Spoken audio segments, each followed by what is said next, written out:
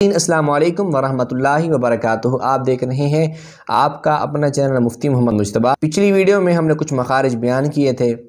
آج اس ویڈیو میں سارے مخارج بیان کر کے مخارج کے چیپٹر کو بیان کو ہم کلوز کر دیں گے انشاءاللہ العزیز۔ پھر اگلی ویڈیو میں نئے سبق کے ساتھ آپ کی خدمت میں حاضر ہوں گے۔ طا دال تا، طا دال تا، ان تین حروف کا ایک ہی مخرج ہے۔ یہ زبان کی نوک اور اوپر کے دانتوں کی جڑوں سے ادا ہوتی ہیں۔ زبان کی نوک اوپر کے سامنے والے دو دانت، ان کی جڑوں پر کی نوک اوپر کے دانتوں کی جڑوں سے لگتی ہے، تب طا دال اور تا ادا ہوتے ہیں۔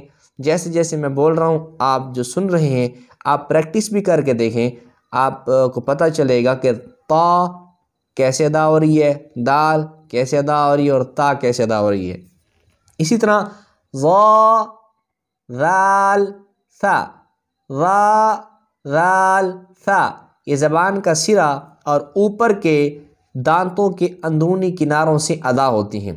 زبان کا سرا اوپر کے اس ثنایا علیہ، اس ہمنے کے دو دانتوں کے اوپر کا اندرونی حصہ، یہاں پر زبان کا سرا لگتا ہے تو وا ذال اور ثا، وا ذال ثا ادا ہوتے ہیں۔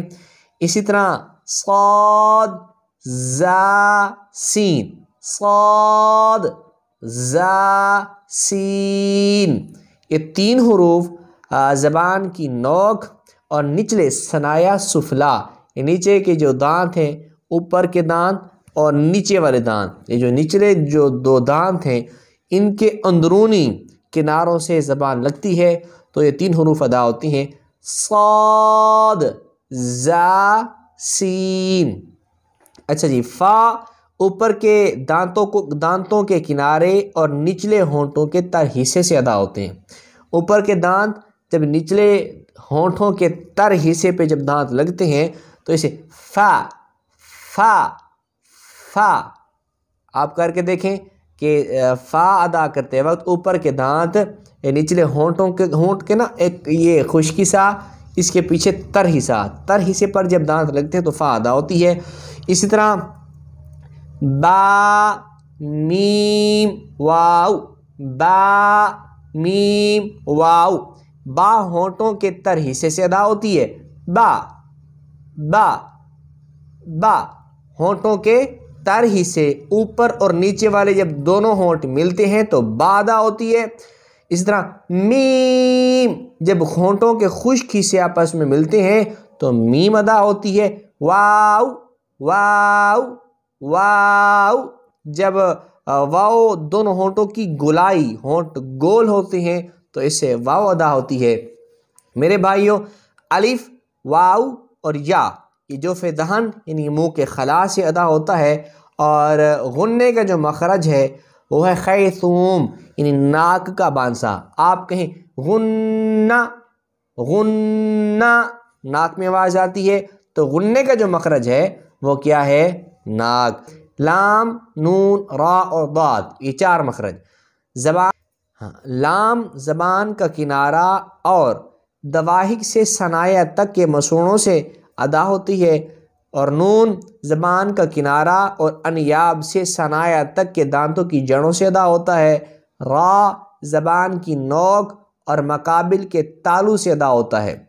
را زبان کے اوپر بالمقابل تالو پر زبان لگتی ہے تو اسے را، آپ بول کر دیکھیں، را، اس سے را ادا ہوتی ہے۔